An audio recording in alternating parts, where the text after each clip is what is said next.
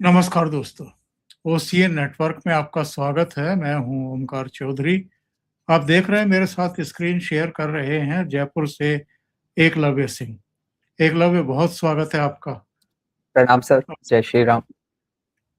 जय श्री राम। हुआ क्या है, हर कोई नारेबाजी करता हुआ दिखाई दे रहा है। जंतर मंतर से लेकर के संसद तक, दोनों सदनों में हंगामा रुकने का नाम ही नहीं ले रहा है। आज विधानसभा बैठी उत्तर प्रदेश की, वहां भी समाजवादी पार्टी के जो विधायक थे, वो सदन के बाहर भी और सदन के भीतर भी जब उन्होंने हल्ला करना शुरू किया और दान चोरी का मुद्दा उठाया, तो स्पीकर ने पूछ लिया शाहिद मंजूर से कि तुम कब से राम मंदिर के समर्थक हो गए और तुमने कितना चंदा दिया था। तो इसी तरीके से अलग अलग जगहों पर हम देख रहे हैं। आपके जयपुर में भी कल बड़ा जमावड़ा दिखाई दिया था, वीडियोज वगैरह जारी हुए, उसके बारे में भी चर्चा करेंगे। और आज तो अरविंद केजरीवाल जो है वो सड़कों पर उतर पड़े हैं। हो क्या रहा है ये, सड़क की राजनीति शुरू हो गई क्या फिर से देश में? सर, अरविंद केजरीवाल जी पे तो आएंगे अपन। वो तो उनका नाम ही सड़जी है, तो वो सड़क पे ही रहेंगे। और मेरे ख्याल से दिल्ली की जनता ने तो उन्हें पहले ही सड़क पे ला दिया था। और मुझे लगता है कि उनको आभास तो हो ही चुका है कि पंजाब में भी उनकी जो दुर्गति होने वाली है, तो वो पूरी तरह से जनता उनको सड़क पे फेंकने वाली है। और मुझे ऐसा लगता है सर कि एक बात इस कॉन्टेक्स्ट में कह देता हूँ कि इन्होंने हमें तो देखा ही है ना सर, हमने कि ये जो इन लोगों का बैकग्राउंड था सीजेपी के प्रोटेस्टर्स का, वो तो जो इनके मेन कॉन्स्टिट्यूएंट्स थे, जो इनके स्पोक्स पर्सन्स थे, वो तो एक्स आम आदमी पार्टी के ही हैं। अब सर, जब ये आंदोलन ने जो भी थोड़ी बहुत अपनी पकड़ बनाई, तो ये तो सर जैसे अंत में जिस तरह से जंतर मंतर जाने लगे थे, लेकिन उसके बाद से राहुल गांधी जी जाके प्रधानमंत्री आवास के बाहर जो सड़क पे लेट गए, तो एक तरह से कम जो उसका पॉलिटिकल पार्ट था उसकी महफिल तो वो लूट गए। चर्चा पूरे देश में मीडिया में उसकी होने लगी। और तो सर मुझे लगता है कि शायद उन्हें लगा कि प्रधानमंत्री के निवास के बाहर जब तक सड़क पे नहीं लेटेंगे तब तक सड़जी को लोग पहचान देंगे नहीं। तो इनकी तो कुल मिला के ये बात है सर। सर हमारे जयपुर में तो सर ये था कि कल यूजीसी को लेके सर प्रोटेस्ट चल रहा था सर। और एक यहाँ पे करणी सेना करके है सर। अ, अब करणी सेना का ये है सर कि थोड़ा सा अ, मतलब कह सकते हैं कि पुराना ऑर्गेनाइजेशन है सर। इसके जो संस्थापक थे लोकेंद्र सिंह कालवी, वो अब रहे नहीं। तो थोड़ा सा ये बीच में डायरेक्शनलेस ऑफ कोर्स था।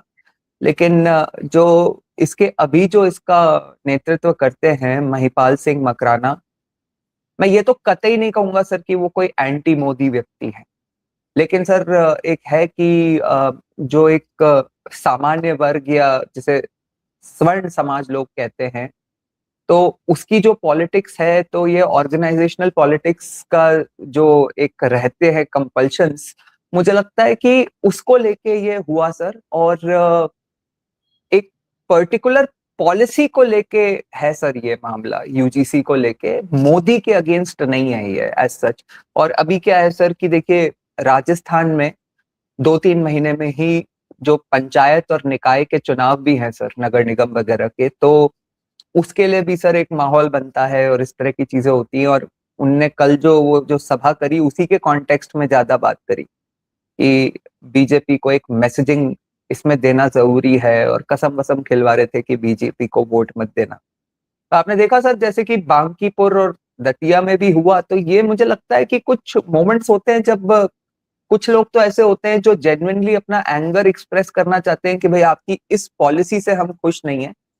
लार्जर कॉन्टेक्स्ट में तो देखेंगे हम हमें क्या करना है, लेकिन एक हम आपको मैसेज जरूर देंगे कि भाई हम इस चीज से खुश नहीं है।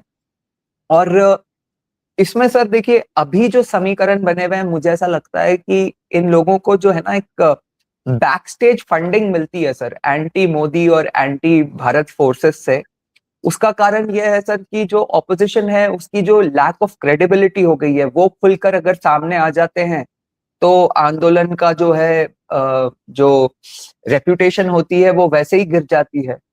और उसके अलावा थोड़ा सा ये भी एक फैक्टर है कि कम से कम यूजीसी के मामले में तो ये जो ऑपोजिशन वाले हैं, इनको जो थोड़ा बहुत जो दलित वोट बैंक है इनका, वो अपसेट करने का इनको डर रहता है। तीसरा फैक्टर इसमें यह है सर कि मतलब एक बीजेपी के जो वोटर्स हैं उसको एक तरह से टैप करने का इनके पास मौका या अवसर होता है। जैसे मतलब स्टूडेंट प्रोटेस्ट के नाम पे स्टूडेंट्स को टैप करना, उसी तरह से स्वर्ण समाज के नाम पे स्वर्ण समाज को टैप करना इन द सेंस कि खुद तो इनको वोट नहीं मिल सकता, लेकिन अपसेट होके कम से कम, एक होता है ना सर कि निराश होके कभी कभी वोटर वोट डालने नहीं जाता, तो उतना ही बहुत है सर इनके लिए। अगर ये इतना भी अचीव कर सके तो मुझे लगता है कि इस रीजन से कभी कभी ऐसे लोकलाइज्ड प्रोटेस्ट को ये जो ऑपोजिशन वाले और एंटी मोदी फोर्सेस हैं वो बैकस्टेज फंडिंग अवश्य करते हैं सर। लेकिन इस संदर्भ में आवश्यक है सर कि बीजेपी थोड़ा सा अपने कम्युनिकेशन स्ट्रैटेजी पे फोकस करे। मैं ये नहीं कह रहा कि मतलब सब कुछ ही हेवायर है या बिल्कुल ही गलत है, लेकिन थोड़ा सा सर कई बार समझना चाहिए। जैसे एक इस स्टूडेंट प्रोटेस्ट में एक जो पर्टिकुलर बात निकल के आई, और वो सर सिर्फ युवा वर्ग के लिए या स्टूडेंट्स के लिए सही नहीं है। आजकल सर ये डिजिटल एज के जमाने में ऐसा ही है सर कि कोई 50 पेज की या 100 पेज की पॉलिसी नहीं पढ़ता सर बैठ के। या अगर सुप्रीम कोर्ट में अगर जैसे जब ये यूजीसी वाला मैटर गया तो उसमें क्या आर्ग्यूमेंट्स हुए, सरकार ने अपना पक्ष रखा कि नहीं रखा, कि चुप रही, अपोज करा, ये सब में कोई नहीं जाता सर। लोग 30 सेकंड की इंस्टाग्राम रील देखते हैं सर। मतलब ज्यादातर सर मैं आपको कह सकता हूँ कि ज्यादातर लोग जो हैं वो इसी तरह से अपना डिसीजन तो मैं नहीं कहूंगा, लेकिन अफेक्ट इस तरह से अवश्य होते हैं सर। क्योंकि डिसीजन तो अगर इस तरह से ले लेते तो जो बंगाल में परिणाम आए वो हमें नहीं दिखते। तो जनता अपनी सहज बुद्धि का भी उपयोग करती है, इसमें कोई दो राय नहीं है, लेकिन फिर भी जो एक सेंधमारी हो सकती है या वोट बैंक जो छिटक सकता है, उसके लिए बीजेपी को अपनी थोड़ी सी, मुझे ऐसा लगता है कि कम्युनिकेशन स्ट्रैटेजी को थोड़ा सा और एफिशिएंट बनाना चाहिए सर। फॉर एग्जाम्पल की अभी बात हो रही है भाई एक यूजीसी रोल बैक की। सर यूजीसी जो रोल बैक की बात है भाई, यूजीसी अभी इफेक्टिव है ही नहीं। वो स्टे जब वहां पे मांगा गया तो सरकार तो समझ चुकी थी कि भाई हमारे ही सिस्टम में कहीं पे गलती हो चुकी है, इसलिए सरकार ने तो उसे अपोज किया ही नहीं। अब जब वो चीज ऑलरेडी इनफ्रक्चुअस हो गई है तो जानबूझ के उसके अगेंस्ट कोई ऑर्डर निकालना या कुछ ऐसा करना और अपने दलित वोट बैंक को अपसेट करने का रिस्क लेना, ये सब भी तो बातें होती है ना सर। और ऐसा नहीं है कि सर बीजेपी ने इस पे कोई एक्शन ही नहीं लिया है। कई ऑफिसर्स को बदला गया है, सस्पेंड किया गया है, वो जो यूजीसी कमेटी थी उसमें भी एक्शन हुआ है। तो ये सब चीजें हैं सर। और लेकिन कुल मिला के ये है सर कि ये विपक्ष जो है अब अगर कोई आवाज उठाता है तो उसकी तो क्रेडिबिलिटी ऐसी है सर कि इन लोगों ने रियलाइज कर लिया है कि उससे तो हम मोदी को इलेक्टोरली कभी डिफीट कर नहीं सकते। तो हाँ, एक मास्क जिसे कहते हैं ना कि प्रोटेस्ट जो है किसी और के नाम पे है या जनता के नाम पे, तो हमें इस तरह के आंदोलन जो है सर वो ज्यादा दिखेंगे आने वाले समय में। आप देखिए कि पिछले कार्यकाल में भी एक जो इनको सफलता मिली एक तरह से, वो किसान आंदोलन की थी। और इसमें भी हम कह सकते हैं कि जो कम से कम धर्मेंद्र प्रधान के इस्तीफे को अगर एक मानक माना जाए तो उनको एक सफलता मिली है। तो मुझे लगता है सर कि ये जो दूसरों के नाम पे प्रोटेस्ट हैं या जनता के इश्यूज पे जो प्रोटेस्ट है, ऑपोजिशन भी इसको पीछे से बैक करके बीजेपी के वोट बैंक को अपसेट करना चाहेगी, ना कि अपने लिए। सर देखिए मुझे ऐसा लगता है कहीं ना कहीं इस देश में ऑपोजिशन की प्रेमाइस ही गलत। आप मोदी को, मतलब बेसिक प्रेमाइस जो होती है ना सर वही गलत है। वो आप मोदी को ऐसे नहीं हरा सकते ये कह के कि मोदी खराब है, मोदी खराब है, मोदी खराब है। लोगों को चाहिए होता है जैसे वहां पे प्रशांत किशोर ने किया, कि आप एक बेटर ऑल्टरनेटिव विजन दो। कि भाई आपने, जैसे सर प्रशांत किशोर ने वहां पे लिटरली अगर देखा जाए तो कम से कम शिक्षा की बात करी, विकास की बात करी, युवाओं के लिए नौकरी की बात करी, और इस तरह की बातें हुई सर। लेकिन इन लोगों का तो सर ये, अगर ये इस पे आ जाते हैं कि अल्लाह तेरा नाम रहेगा, कश्मीर में भारत की सेना ने कब्जा कर रखा है, तो इनकी क्रेडिबिलिटी तो सबके सामने है सर। इन पे भरोसा करेगा कौन? अभी भी सर ये वोट चोरी जैसी बातें करते रहते हैं, कौन कौन भरोसा करेगा? ये बताइए, ये जो आपने करणी सेना का जिक्र किया, वहां भी दूसरी जगहों पर भी, दतिया और इधर बांकीपुर में भी एक परसेप्शन ये बनाया जा रहा है कि जैसे यूजीसी बहुत बड़ा मुद्दा है और यूजीसी की वजह से ही भारतीय जनता पार्टी दतिया में और बांकीपुर में चुनाव हार गई। तो यूजीसी के उस बवाल के बाद तो पश्चिम बंगाल में चुनाव हो चुका, वहां भाजपा को प्रचंड प्रचंड जीत मिल चुकी, तो वहां यूजीसी का कोई फर्क क्यों नहीं दिखाई दिया?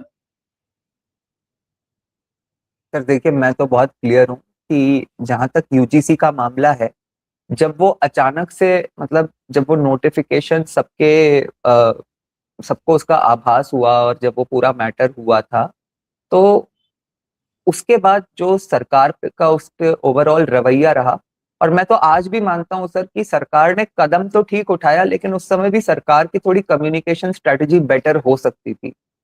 और जो सरकार के सपोर्टर्स हैं या मोदी जी के सपोर्टर्स हैं, उनकी भी कम्युनिकेशन स्ट्रेटजी बेटर हो सकती थी। और मुझे सर देखिए, मुझे कोई अपने लिए कोई पर्सनल पॉपुलैरिटी चाहिए नहीं कि मैं उनके बारे में सच नहीं बोलूं। मतलब सच ये है कि हमारे भी कई मित्र जो हैं, वो सर उनने सारे स्तर पार कर दिए थे। उन्होंने भी ये मतलब एक तरफ हम लोग शत्रुबोध की बात करते हैं, और एक अगर गलती हो गई जिसमें कि मोदी जी की ऐसी कोई इंटेंट नहीं थी, सिस्टमिक एक गलती हुई थी किसी व्यक्ति से, तो ठीक है, आप मतलब मोदी जी पे प्रेशर बना सकते हो कि भाई ये गलती हुई है, इसको ये करो वो करो, ये नहीं होना चाहिए था, लेकिन आप तो मतलब इस स्तर पे उतर आए। मैंने आपको तो मैं क्या बोलूं सर, आपके दर्शकों ने भी देखा है और हम सब ने देखा है। तो वो गलती और एक कम्युनिकेशन गैप ऑफ कोर्स था, लेकिन सर मुझे नहीं लगता कि इससे कोई जनता का इतना भरोसा हिल गया कि वो मोदी जी को वोट ही नहीं देंगे। दतिया और सर यहाँ की सर, जैसे मैं आपको एक एग्जांपल देता हूँ। हाँ, कास्ट डायनामिक्स होते हैं, लेकिन कैसे होते हैं, जैसे बांकीपुर में सर स्वर्ण बहुल क्षेत्र है वो भी, और उसमें सर कायस्थ जो हैं, उनका एक बहुत बड़ा वो है वोटिंग सेगमेंट। तो वहां पे सर आप देखिए कि कायस्थ की तो पहचान ही ये होती है कि थोड़े पढ़े लिखे होते हैं, प्रगतिशील होते हैं, उनको हम एमएनसीज में, बिजनेस सेक्टर में, आईएएस आईपीएस की नौकरी में, ऐसी जगहों पे देखते हैं। अब उनके सामने सर आप अपना कैंडिडेट ऐसा खड़ा कर दोगे जो अपना नॉमिनेशन पत्र ठीक से नहीं पढ़ पा रहा हो, और दूसरी तरफ एक ऐसा व्यक्ति है जो मतलब संघर्ष ही नहीं कर रहा, वो विकास की बात कर रहा है, वो नौकरी की बात कर रहा है, वो कह रहा है कि मैं इस कॉन्स्टिट्युएंसी पे फोकस करूंगा और इसको ऐसा बनाऊंगा कि दूसरों पर भी प्रेशर आए कि वो अपनी कॉन्स्टिट्युएंसीज को इंप्रूव करें, मतलब बेटर, एक अच्छा एमएलए बन के दिखाऊंगा। तो सर कौन नहीं, मतलब चॉइस तो बहुत क्लियर हो गई। तो बीजेपी की अगर कोई लोकलाइज्ड गलती हो गई और वहां पे जनता अगर कोई मैसेज देना चाह रही थी पर्टिकुलर जगह पे, इसका ये कतई मतलब नहीं है कि पूरे देश में यूजीसी को लेके मतलब बीजेपी के अगेंस्ट कोई आक्रोश है। और सर ये इसी तरह का आप देखेंगे सर कि कम्युनिकेशन और ये सब होता है सर 2024 में भी अगर आप देखो, तो ये जो सर यूजीसी का अल्टीमेटली देखिए क्यों हुआ। यूजीसी ने एक टूल इसलिए पकड़ी कि कहीं ना कहीं एक थोड़ा सर रिजर्वेशन को लेके लोगों के मन में संशय रहता है, उस पर लोग डिवाइडेड रहते हैं कि भाई रिजर्वेशन के क्या प्रॉब्लम्स हैं, क्या नहीं है, होना चाहिए नहीं होना चाहिए, कब तक होना चाहिए, ये सब लोग डिस्कस लगातार जो है सामान्य वर्ग वाले भी करते रहते हैं। और उसके ऊपर से सर जब यूजीसी को लेके अगर कोई संशय बन जाए तो लोग थोड़ा और एग्रीवेट हो जाते हैं। और उसी साइड से सर उसी तरह का जो है सर दूसरी साइड भी चलता है, और कभी कभी कम्युनिकेशन की वजह से प्रॉब्लम आ जाती है। फॉर एग्जांपल सर 2024 में जो हमने यूपी में देखा, लोग कहते हैं कि उसकी वजह से एकदम मतलब बीजेपी 240 पे आ गई और ये हो गया। और सर बगल में ही तो मध्य प्रदेश भी था ना सर, वहां तो 29 की 29 सीट जीत गए, कैसे जीते? तो कहीं ना कहीं सर ये होता है कि लोकलाइज्ड इश्यूज जो होती हैं वो कभी कभी टूल पकड़ लेती हैं, लेकिन इसका मतलब ये नहीं है कि उसको कम्युनिकेशन से कंट्रोल नहीं किया जा सकता, या पूरे एक जगह पे अगर कोई इशू ने अगर डैमेज कर दिया तो वो पूरे देश का मुद्दा है, या पूरे देश में मतलब बीजेपी को कोई धरातल पे लाके पटक देगी। बिल्कुल सही है, लेकिन इधर हम देख रहे हैं कि प्रशांत किशोर के इतने लंबे लंबे इंटरव्यूज अलग अलग चैनलों पर शुरू हो गए हैं। तो प्रशांत किशोर को जैसे उन्होंने बहुत बड़ा किला जो है वो जीत लिया है, और अब वो बिहार के नए हीरो बनकर के उभरे हैं कुछ इस अंदाज में। उपचुनाव में ऊंच नीच हार जीत होती रहती है। हालांकि एक परसेप्शन ये है कि जिसकी सरकार होती है, आमतौर पर उपचुनाव उसी का होता है, उसी के कैंडिडेट जीतते हैं। लेकिन कई बार कुछ स्थानीय कारण होते हैं, कुछ भीतरघात भी होती है, कुछ दूसरी वजहें भी होती हैं। और यहाँ तो बांकीपुर में तो कम वोट टर्नआउट होना केवल 34 साढ़े 34%, तो ये भी एक बड़ी वजह रही है। लेकिन यहाँ ये भी सवाल उठता है कि बीजेपी के राष्ट्रीय अध्यक्ष कई बार वहां से चुने गए, और चूंकि अब वो राज्यसभा में आ गए तो उनके द्वारा सीट खाली की गई थी। वहां मतदाताओं में इस हद तक हताशा, निराशा और विमुखता के केवल 34% टर्नआउट। सर देखिए, दो बातें हैं। एक तो प्रशांत किशोर वाली, देखिए सर, जो आप इंटरव्यूज की बात कर रहे हैं, एक ये देखना पड़ेगा कि प्रशांत किशोर जो है ये मीडिया स्वीट हार्ट है सर। और ये कैसे बने, ये भी बड़ा एक इंटरेस्टिंग बात है कि 2014 में, क्योंकि ये एक नाम थे जो मोदी जी के कैंपेन से जुड़े हुए थे, जबकि हजारों प्रशांत किशोर मोदी जी के कैंपेन से जुड़े हुए थे, लेकिन क्योंकि ये थोड़ा सा लाइमलाइट में आ गए तो एक इनको ऐसा दिखाया गया कि as if he was the main brain behind Modi ji campaign, और उनने मोदी जी को मोदी जी बना दिया। तो अच्छा, उसके बाद भी सर क्या हुआ कि कुछ चुनावों में जहां ये चल गए, फॉर एग्जाम्पल जो सर वो महागठबंधन का अलायंस बिहार में हुआ था, जहां पे नीतीश जी और आपके लालू जी और ये सब साथ में, कांग्रेस साथ में मिलके लड़े थे, तो सर वो तो आप देखेंगे कि अगर वो तीन एक साथ हो जाएंगे तो वहां पे अगर जिस तरह के कास्ट डायनामिक्स हैं, कोई बहुत बड़ी सरप्राइजिंग बात नहीं थी। और उस समय मोदी जी को भी सत्ता में आए हुए करीब 1 वर्ष ही हुआ था, 2015 की ये बात है। लेकिन प्रशांत किशोर सर, अच्छा, प्लस बंगाल में टीएमसी इतनी स्ट्रांग थी, तो एक बार ममता जी के साथ जब ये काम कर रहे थे तो वहां जीत गए। तो ऐसा बना दिया सर प्रशांत किशोर की इमेज जैसे कि असली चाणक्य और ब्रेन बिहाइंड इंडियन पॉलिटिक्स तो यही है सर।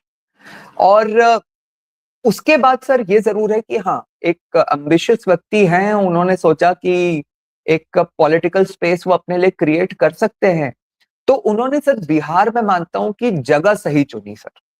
इसलिए सही चुनी कि एक तो वो लोकल हैं सर वहां के, अच्छा, मेहनत और संघर्ष करने की क्षमता है, and I am sure sir, जो एंटी बीजेपी ऑल्टरनेटिव फ्रंट एक जो खोलना चाहते हैं अपार्ट फ्रॉम कांग्रेस, कोई इनके जैसे व्यक्ति जो इतनी पॉलिटिकल पार्टी से जुड़े रहे, अपने लिए फंडिंग एक्यूमुलेट करना भी कोई बहुत बड़ी प्रॉब्लम नहीं रही होगी।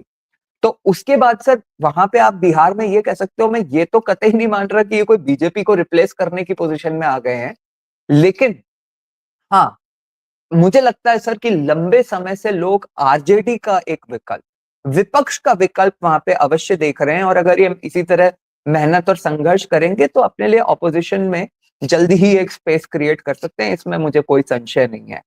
अब सर, जहां तक ये जो आप राष्ट्रीय अध्यक्ष की सीट की बात कर रहे थे सर, देखिए एक बड़ी इंटरेस्टिंग बात है सर कि ऑस्ट्रेलिया के प्राइम मिनिस्टर बोले थे कि Narendra Modi is the boss, और वो तो उस वो देखिए सर, वो कितना वो वीडियो चलता है आज तक, मतलब उस वो उन्होंने एक्चुअली तब बोला था जब मोदी जी इससे पहले जब ऑस्ट्रेलिया गए थे, इस वाली ट्रिप से पहले, तो लगभग मेरे ख्याल से 4 1 वर्ष या 5 वर्ष हो चुके हैं सर जब वो उनने बोला था, लेकिन आज तक वो रील चलती है। लेकिन सर, जब नितिन नवीन जी राष्ट्रीय अध्यक्ष बने तो नरेंद्र मोदी जी ने भी कहा था कि नितिन नवीन इज माय बॉस, ये मेरे बॉस हैं। लेकिन सर देखिए, कुछ बातें ऐसी होती है जिस पे भरोसा किया जा सकता है और कुछ बातें ऐसी होती है जिन पे भरोसा नहीं किया जा सकता है।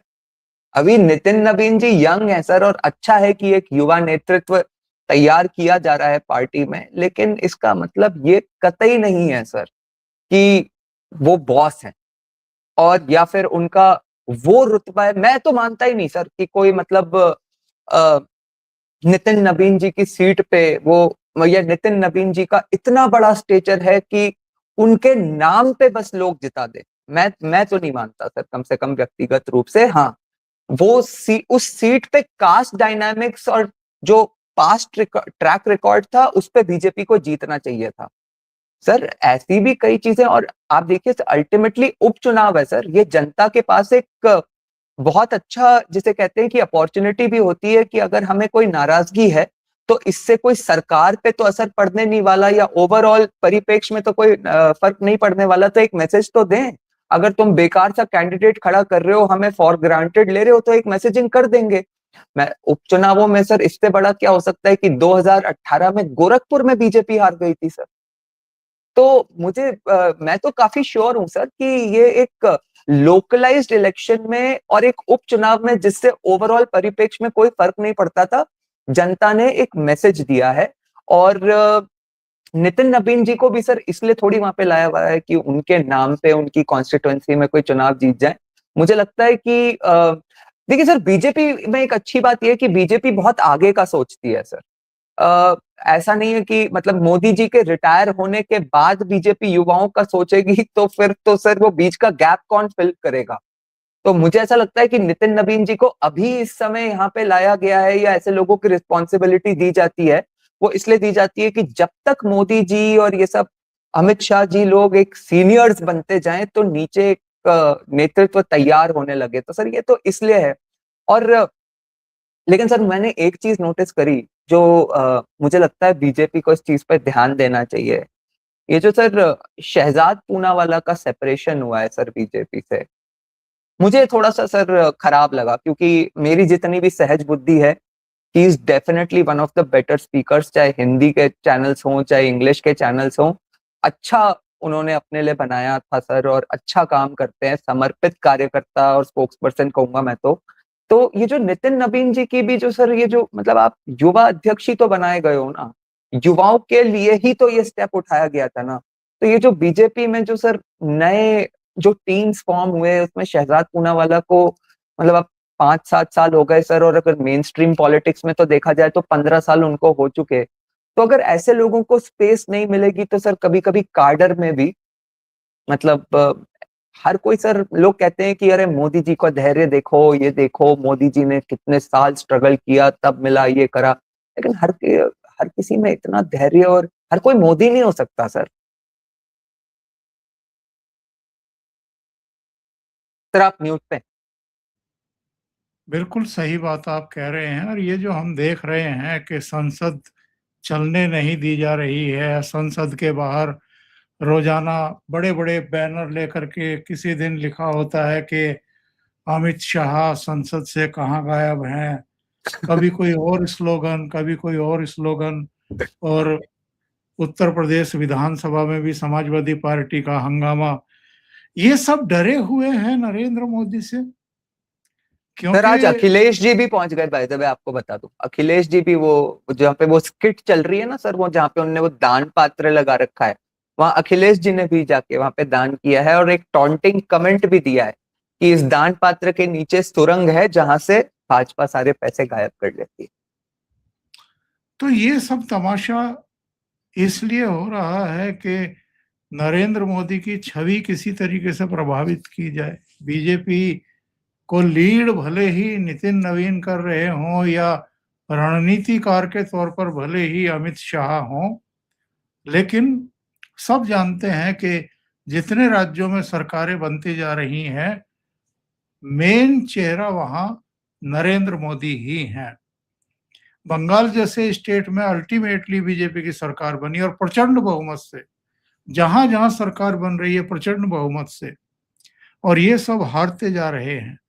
अरविंद केजरीवाल की भी जो हताशा की पराकाष्ठा है कि सड़क पर बैठ गए जाकर के, ये केवल इसलिए कि पंजाब में जब नरेंद्र मोदी जाएं तो इनके पास कुछ कहने को रहे उनके खिलाफ, तो एक पेशबंदी हो रही है।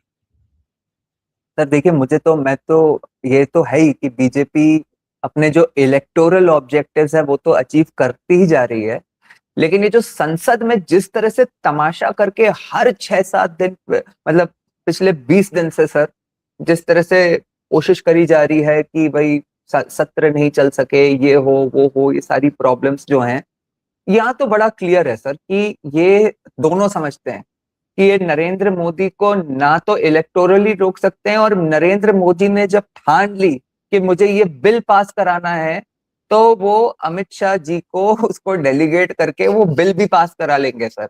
और अमित शाह जी उसी पे फोकस कर रहे हैं सर, वो हर दिन पार्लियामेंट में ही हैं और शाम को लेट रात तक, किसी दिन 8 बजे तो किसी दिन 12 बजे तक बैठते हैं इनके। वो सर एक बार मोदी जी ने संसद के पटल से कोई शेर कहा था, मुझे एग्जैक्टली याद नहीं है, बट अभी वो बांसुरी स्वराज ने भी जो है उसको दोहराया था कि तुम्हारे पैरों के नीचे जो जमीन है तुम सोच रहे हो कि जमीन है, लेकिन वो कुछ इस टाइप का था, आपको अगर याद हो। तुम्हारे पैरों के नीचे जमीन नहीं, हैरान हैं कि तुमको यकीन नहीं।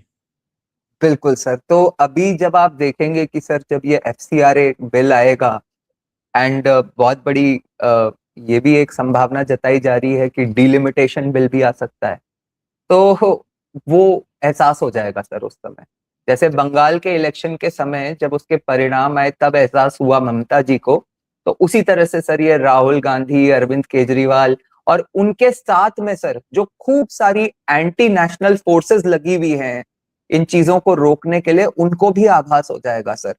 देखिए सर, ये जो देश में जो इस्लामिक आतंकवाद, जिहाद और ये सब टाइप की चीजें हैं, इसको तो बहुत अच्छे से, और इनफैक्ट जो क्रॉस बॉर्डर डिस्प्यूट्स भी हैं उनको तो अमित शाह जी ने बहुत अच्छे से हैंडल कर ही लिया है। लेकिन ये जो मुद्दा है ना सर FCRA एक्ट का, ये कितना बड़ा है, ये जब पास होगी उसके बाद लोगों को मुझे लगता है कि धीरे धीरे समझ में आएगा।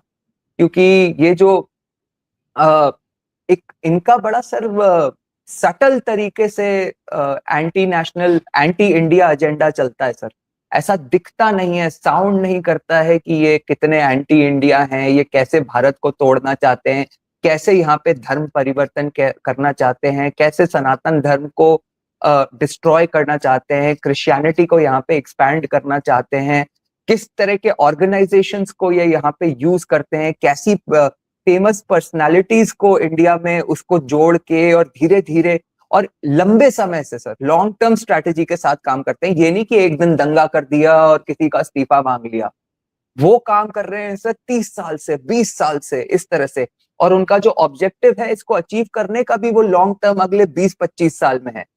तो ये जब FCRA एक्ट पास होगा सर, जो कि इनकी फंडिंग का one of the main sources रहता है, वो उसको जब इतनी गहरी चोट लगेगी कि almost back to square one type पे आ जाएंगे ये लोग, तो हमें दिखाई देगा सर कि ये कितना बड़ा अचीवमेंट है भारत की सरकार के लिए। एकलव्य, बहुत बहुत धन्यवाद जुड़ने के लिए और बहुत महत्वपूर्ण मुद्दों पर चर्चा करने के लिए।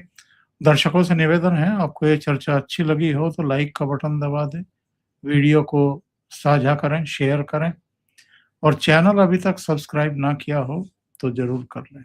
बहुत बहुत धन्यवाद। प्रणाम सर।